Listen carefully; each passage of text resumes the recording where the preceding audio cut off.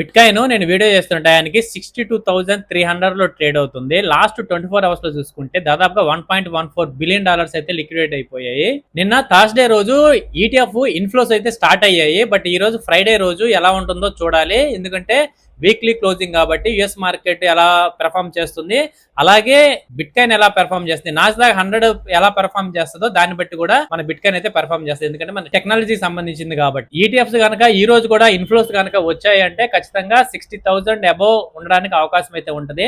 నేను లాస్ట్ వీడియోలో చెప్పాను 62,000 సపోర్ట్ లెవెల్ అని చెప్పేసి. ఇప్పుడు ప్రెసెంట్ అదే లెవెల్లో ట్రేడ్ అవుతుంది.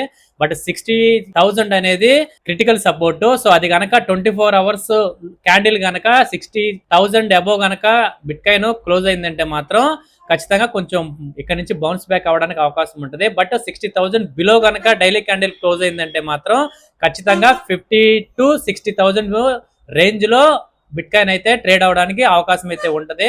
సో వాటర్ ఫాల్ అయితే స్టార్ట్ అవడానికి అవకాశం అయితే ఉంటుంది అనమాట. బట్ చూడాలి ఏం జరిగింది అనేది. ఈ ఫ్రైడే రోజు యుఎస్ మార్కెట్ ఎలా పెర్ఫామ్ చేస్తాయి, అలాగే బిట్ కాయిన్ ఎలా పెర్ఫామ్ చేస్తుందో చూడాలన్నమాట. సో బిట్ కాయిన్ డౌన్ అవడానికి ఈటీఎఫ్ అవుట్ఫ్లోస్ ఎక్కువగా పెరగడానికి గల కారణం మైకల్ సైలర్ గారు అయితే ఒక మాట అయితే చెప్పారనమాట. సో ఏఐలో పెట్టుబడులు పెట్టడానికి అని చెప్పేసి ఈ అమౌంట్ మొత్తం కూడా రొటేషన్ లోకి భాగంగా ఏఐ ఇన్వెస్ట్మెంట్ లోకి వెళ్ళిపోతుంది. సో అందువల్ల అని చెప్పేసి బిట్ కాయిన్ ఈటీఎఫ్ అవుట్ఫ్లోస్ రావడం జరిగింది గత 15 రోజుల నుంచి.